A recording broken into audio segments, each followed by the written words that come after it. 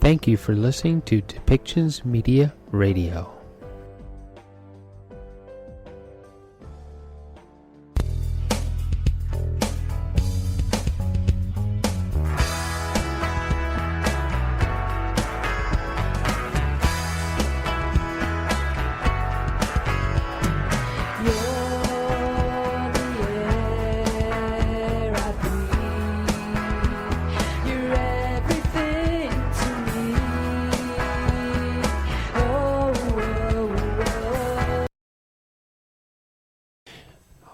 Welcome back, everyone, to the Influencer Club, and today I have in front of me Earl Thomas, Earl the Voice Thomas, and when you hear Earl speak, you'll know why he is the voice. He is the master of voiceovers. You can hire him to do master ceremonies. He has actually done announcement work for professional hockey teams. And if you live in the Vancouver area, you probably heard him as the voice of the Giants and a few other minor league hockey teams in the area. He is also a podcaster, and he has been on Chubb Radio, lots of radio experience. Before Depictions Media was a thing, Earl helped us with different voiceovers for a radio station that we were on here in Vancouver. It was a community radio station. And he is absolutely fantastic. He's patient. He is compassionate and just willing to put his very best voice first. Welcome to the show, Earl. Thanks very much. And just a little minor correction there. That would be a great thing if I had been for the Giants or a minor professional. I was actually with the Steelers, a junior B hockey team of the Pacific Coast League, Pacific Coast Hockey. Yeah. But that would, I'd welcome the Giants. That's for sure. I think I even applied for them at one time. Yeah, I thought you were with the Giants, but okay. Minor correction. Yeah. So, but we're here today to talk about especially your podcast, because you're doing some fantastic work with that. So how did you get started as a voice actor? Well, it started when I was really young. My mom had sent my brother and me to the Victoria Gospel Chapel, and for some reason, they had a radio program. I was about 8 or 9 years old, and they wanted me to voice some scripture on CHUB radio. And at the time, we were taping, and I saw Gene McCormick doing the live show of a rock and roll in the 60s or the late 50s, and he was the Energizer Bunny just 10 times over, and he was having a lot of fun. So that was my introduction to radio, and I loved radio when I was growing up, listening to C-Fun and CKLG, rock and roll. They were the two major ones, and I just really didn't want to get to retirement, not know if I could make it in radio. So what I did is I volunteered at the SFU radio station in the late 80s. And then I took a course at BCIT, Broadcast Communications in Radio, a 2-year course. And it was tough to get in, but I was happy to get in, and I really worked hard. My first gig was in Penticton at Giant Radio, 100.7 FM. You're listening to Real Music Radio, Giant FM. Welcome to the overnight. I'm Earl Thomas with you all night. So those are some of the beginnings. I even threw it in when I did an interview presentation at Toastmasters. The people there were quite, they were quite taken with how I changed my voice. It's a lot of fun. I actually had some friends from Vancouver come up to Penticton, and the husband said he was listening to the radio and I was on air, and he said, "Listen to this. Is that Earl?" Yes, it was me, and she knew it was.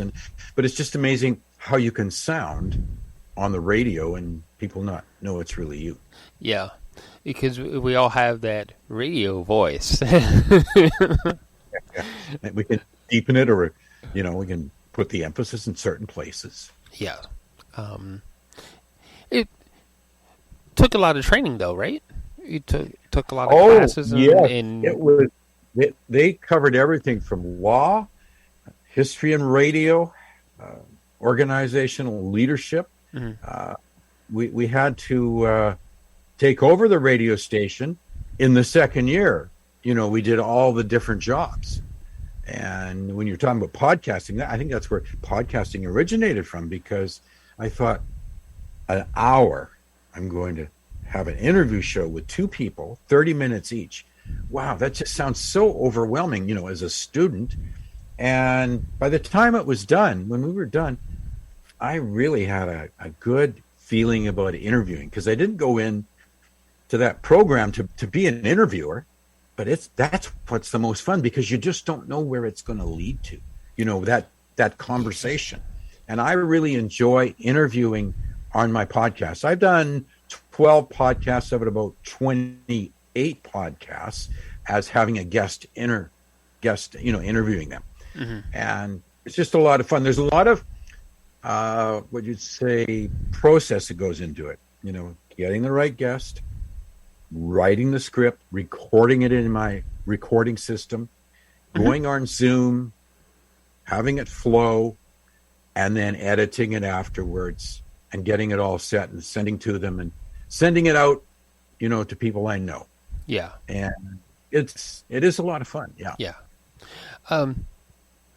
This is a question I get asked a lot as a podcaster. I'm sure you probably get asked as a podcaster, because you're also a sound guy like I am.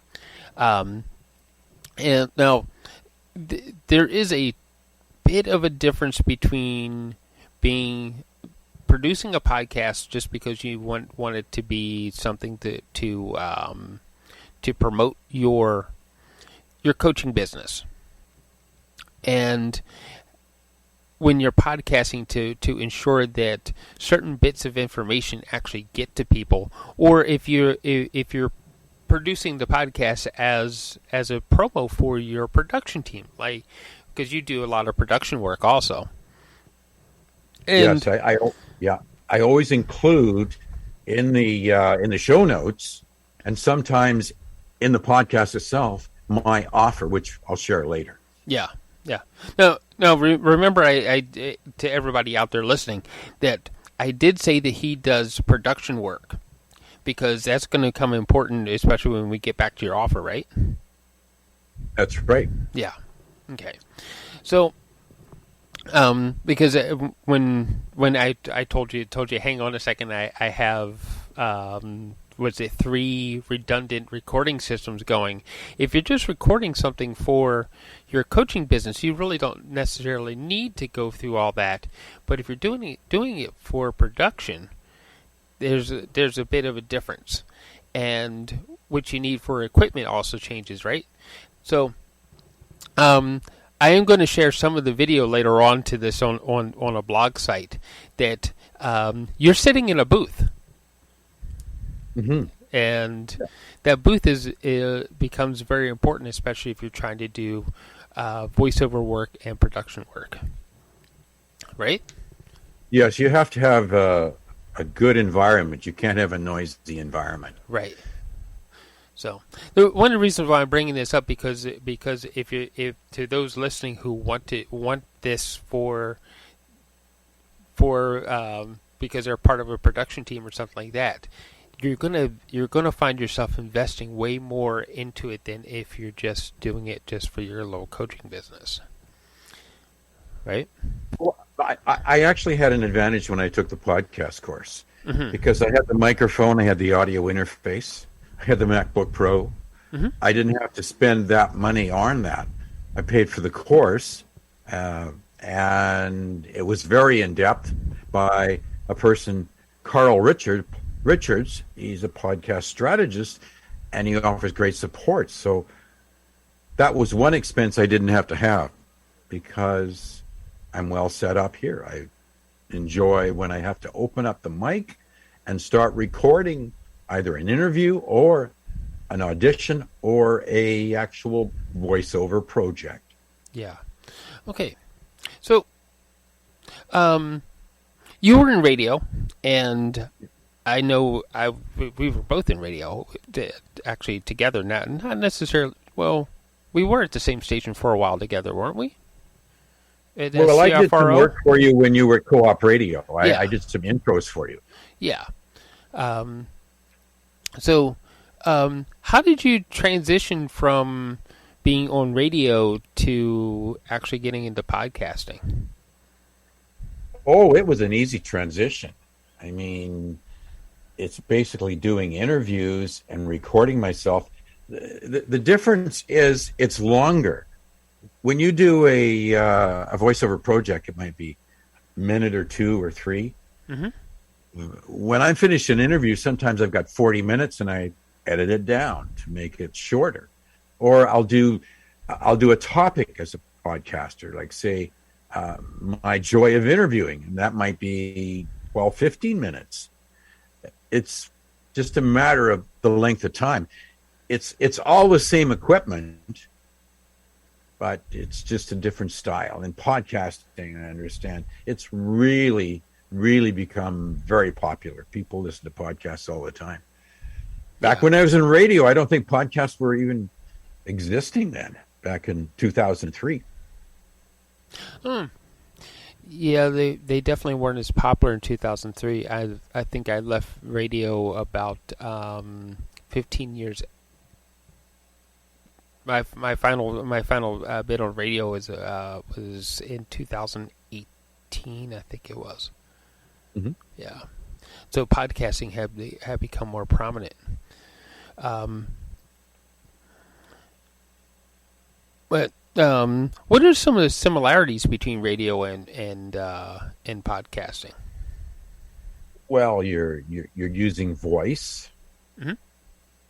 You're hitting a wider audience. Like in podcasting, I've got people that listen in Germany all the time. The nice thing about Buzzsprout, it shows you where they're listening from, what country they're from. In radio, well, nowadays it actually can go around the world with the internet. You get radio stations that you can listen to that are in all over the world.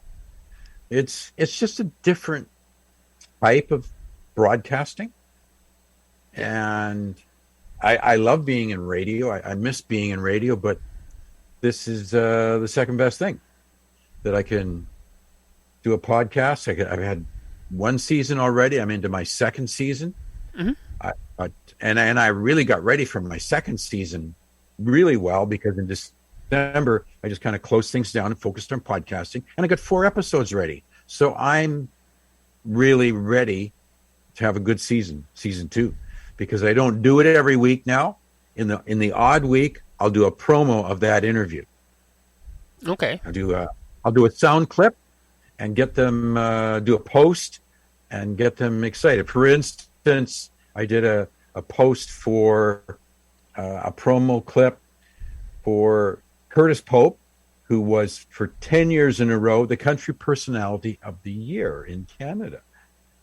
And he interviewed Jeff Foxworthy. So that's what that promo is about, and telling how that went on. And it just leaves it, now you want to hear about Jeff Foxworthy, because he's a comedian and he's very funny. I've heard him. Yeah, I haven't heard from Jeff Foxworthy in a very long time. Yeah. So he was the redneck guy, right? That's right. Very, very funny. I remember I used to get the Comedy Station when I first, got my Mac going, and it used to be free Comedy Station. He would come on there quite regularly. Yeah.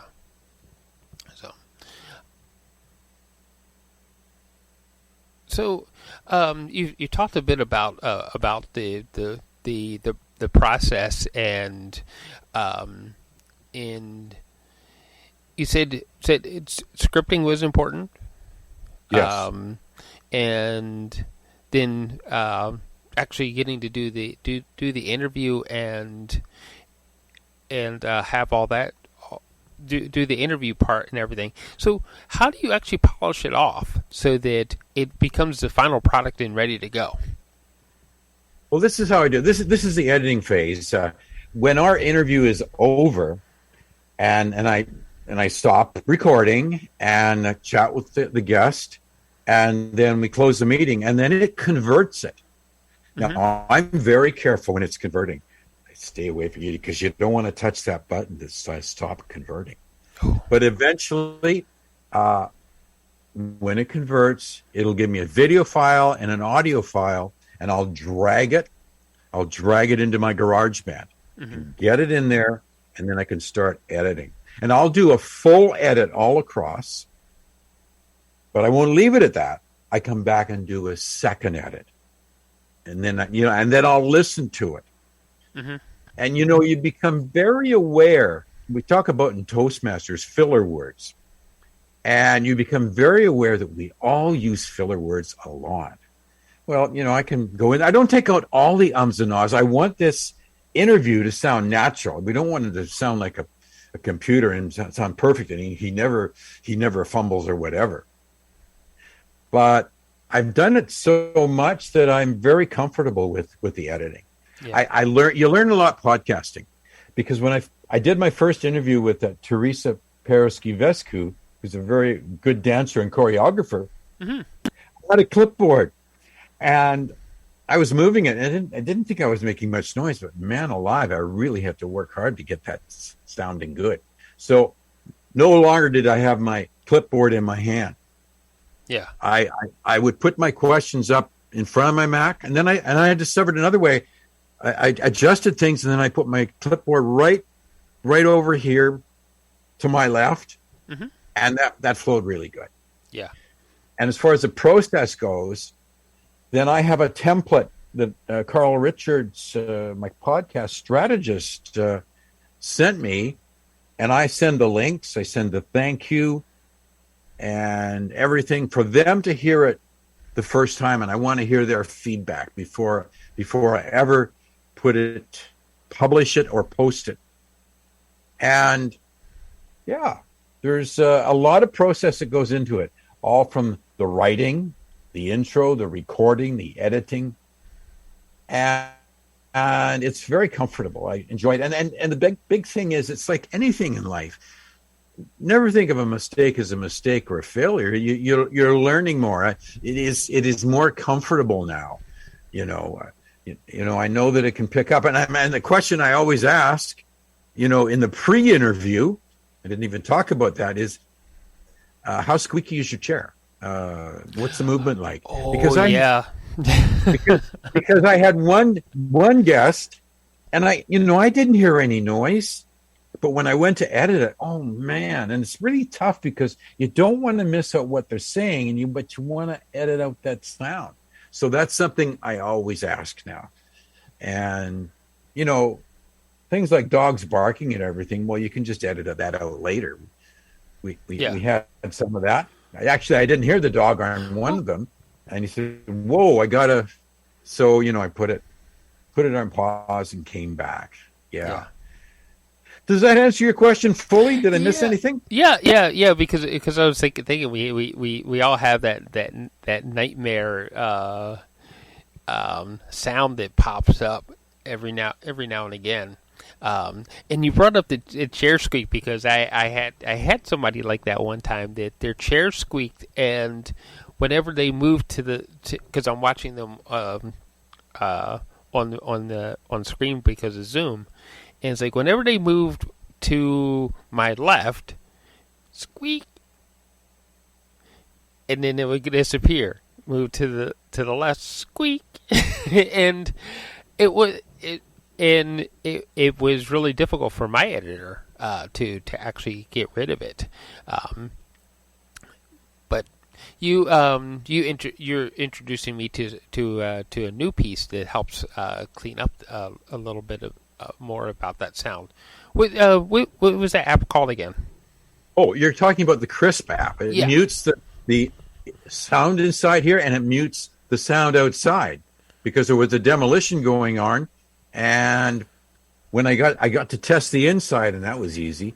But it seemed that every time I was ready, every time they did the demolition, I was doing something else, and then finally the time came. I was actually happy to get some noise, and then I tested it. Wow, nothing, just perfect sound. Yeah. And I don't have any trouble. I mean, it really solved a major problem. Yeah. So, that crisp sound, it's like in eliminating all the distracting background noise. How important is that? Oh, it's key. I mean, because if you're going to when you go to send an audition in, it's got to be perfect because you're competing. I mean, there's a huge amount of competition, and you've just got to sound right on. Yeah. Yeah. It's vital. I mean, I was really worried about it, and that's why networking groups are great, because I went to the networking group and I presented it, and then at the end of the meeting, the last part of the meeting, the group leader said, "Well, let's have a brainstorming situation here. How are we going to help Earl?" So they had suggestions about taking my equipment and renting a room, and really that's not practical because I don't have a car, and going on the bus wouldn't be too cool. But one guy, Tony, told me about the Crisp app, and he later sent it to me. I tried it out, sent some questions into Chris to get used to it, and I love it. It's awesome. It's great. Yeah. So, what was your favorite project to ever work on? Do you mean on my podcast? First with the podcast, Okay. and then just overall. So it's a two-part question. I had a lot of good interviews, but I think Amy Bell. She's the weather person and the traffic person on CBC.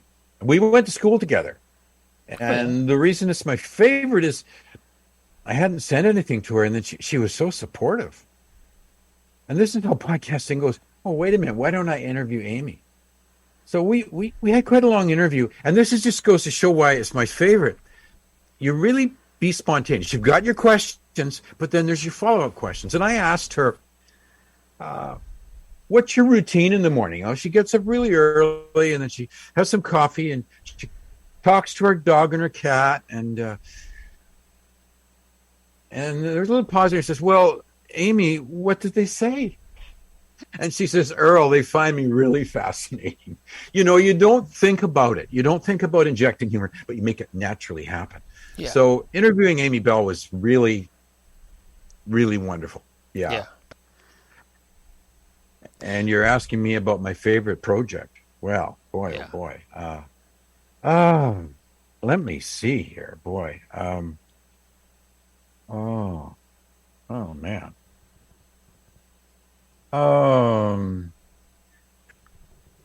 I've got a list before me, and well, as best as I can think, I remember years ago when you first start, you do some free stuff, Mm-hmm. and I did it for a guy in North Carolina. It's called Joe Leone's Bakery, and it just goes to show that they'll come back later.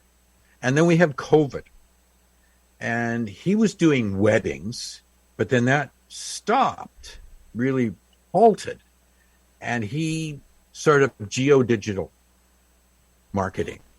Mm-hmm. And I did the voiceover for that. And there was a part there where I had to surge up the energy. And it was good. I mean, I enjoyed doing that. It's really a hard question to pick one.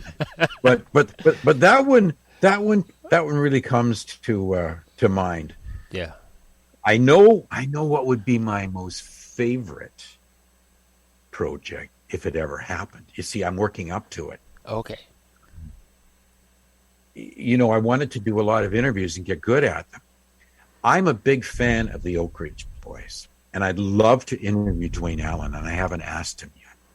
But when I've seen them 9 times, Mm-hmm. it would be awesome to connect with them, and they would want me to come up and do the intro because my friend Dennis Walker did the intro. He was in radio up in Penticton, and he did the intro when they were at Kelowna.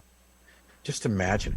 I would really prepare really well. I'm sure I'd be nervous, but that's a good nervousness.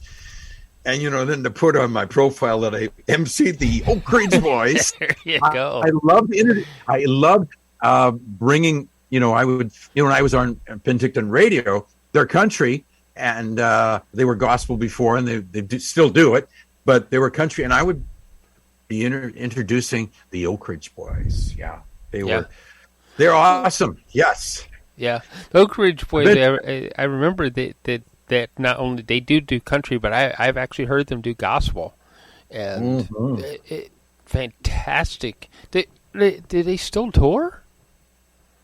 Yes, they do. And I would say, because I do get the post from Dwayne, I would say that they're the hardest working group in all of music because they tour a lot. Maybe not as much in COVID.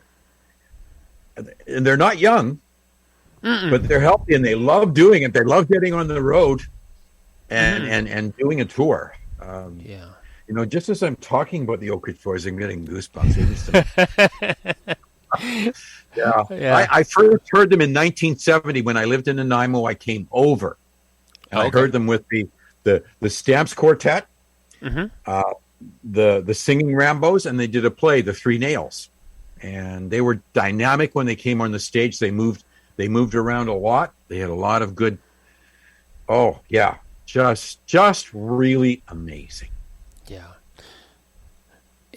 It's fun to work with some of these people.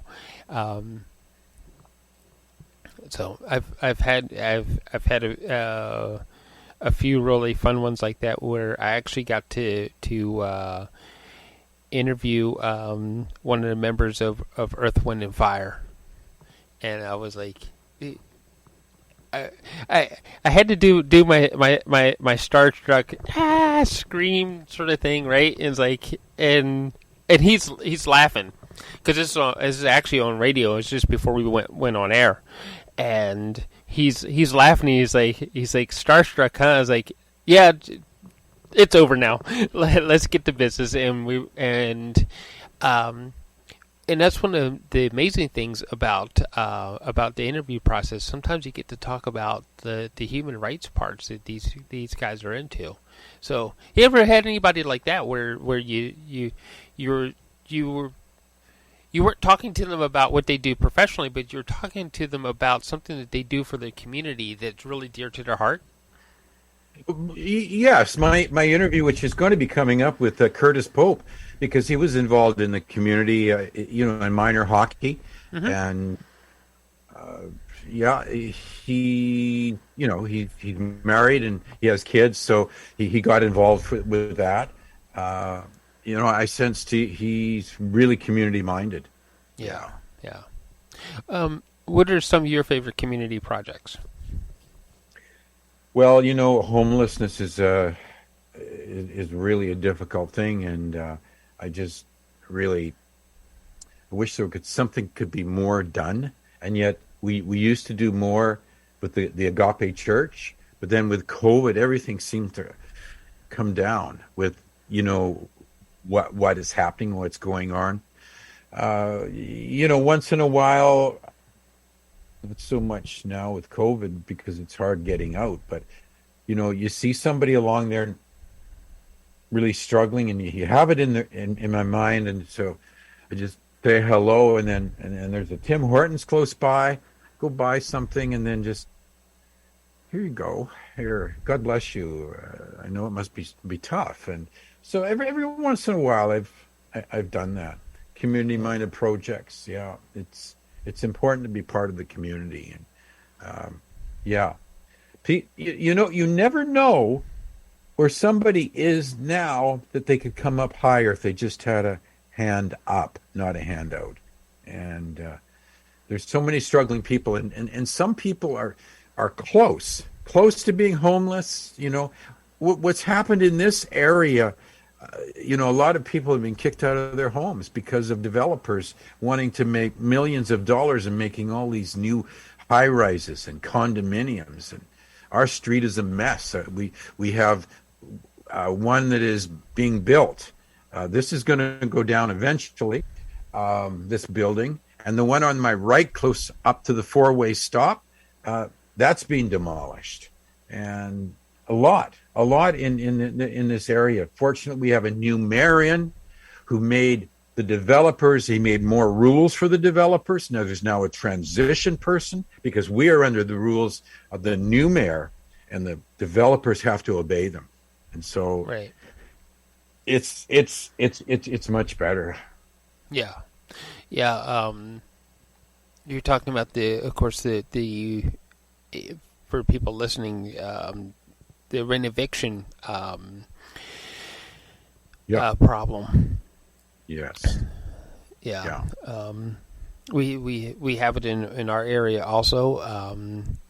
For the time being, we're pretty safe in the park that we live in, but there's other areas where just a few blocks from here where they just stripped the whole block down and they're building up these I think it's something like 32, maybe. At least, I know it's at least 32 stories up. They built this thing in place of it, and how is how has that affected some of the small businesses in your area? You mean the renovations and the way people have been put it out? Yeah. I don't know how it's affected the small businesses, but I'm sure that the small businesses are being affected a lot by COVID because people don't want to get out too much. They want to stay in and they only want to go out for absolute necessities. Yeah. Yeah. So anyway, getting back to voiceovers again. That was that the ideal project that just feeds the machine so that Earl has a safe place to live and food in his tummy. So what does that look like? This is the ideal. You're getting an ideal client. First of all, they know what they want, so they have a finalized script. They communicate very clearly. We have a good flow. They're very satisfied. As a matter of fact, they pay on the same day. I mean, I had a couple of them that paid on the same day. Not only that, then they tell other businesses, and it just feeds it and it grows it. Instead of having to do a heck of a lot of follow-up, having those finalized scripts come in, that's the ideal thing. You don't want to get a script and then have it change it. It's costly. It's costing me more time. You want it to be smooth so that I give the client really good business exposure because they're great businesses. But if people don't know and the word doesn't get out there and, my voice, it's got to be the right fit for that business. Right. And because every client, they have in their head what it's supposed to sound like. And when you hit it, it's excellent. I'm grateful for SnapTech Marketing because they've used me several times for their and they will think of me, when they have something. I did the Hawaii discount car rental video, and that was a lot of fun. And there were more videos too, like a free Google event. Flavio Marquez, really good to work with. And I'm just really grateful for those who come back. So it's returning business and spreading the word. Right. That Earl Thomas, the voice, gives excellent customer service. And, he meets the sound, good sound quality. Yeah. So, customer experience. What does your customer experience look like for your clients? Well, when they phone in, I hear them out. I find out what their needs are. I find out when their due date is, what they're really looking for. I get them to be really specific. What do they really want this to sound like? Because my voice is varied. I mean, all voices are varied, but I mean, I can go really slow, or I can go high energy, or you want an emphasis in a certain spot, what do you want brought out? And you can do that in the script. You can bold, or you can put pause, indicators in there. But those are some of the things. Good customer service is being able to meet that deadline, and usually they're far ahead. They're not coming in at a last second. But in my initial quote, I like to find out, do you have a certain date? And when I do the personalized quote, I will take part of that script, just a really brief part, and voice it for them so that they will know that my voice is the right fit for their project. Okay. And not only that, when it's done, I will post it on LinkedIn. I've got over 970 connections on LinkedIn, so I can post it. I can post it on my Facebook business page. So the more exposure they get, the more, and that part there is free. Yeah. Yeah. Yeah. I've gotten a number of posts from you on LinkedIn. So, okay, let's get to your special offer. What do we have today? Yes. If someone that's listening to the podcast and wants me to do a voiceover for them, all they have to do is, your podcast is called Depictions Media. Yeah, Depictions Media is the name of the podcast station. So let's leave it at that. It's simple. Okay, then all they would have to do is send me an email and put in the title Depictions Media, and I will give them 20% off of my regular rate. And again, I've said that they also get the LinkedIn post free, and I'll do a free brief segment. And yeah, that's my free offer. Okay. Best ways to get a hold of you? Best ways? I'll send you my my links. I'll send you my website, my email address, dukeearl@shaw.ca. I'll send all of that, my email signature to you, so you can put that in your show notes. Awesome. Okay. And thank you for asking. I appreciate that very much. Yeah.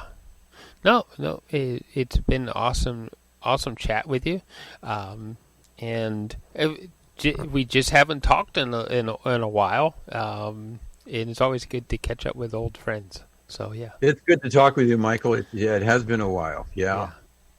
All right. So thank you for listening, everyone, and we will talk to you later on with another guest.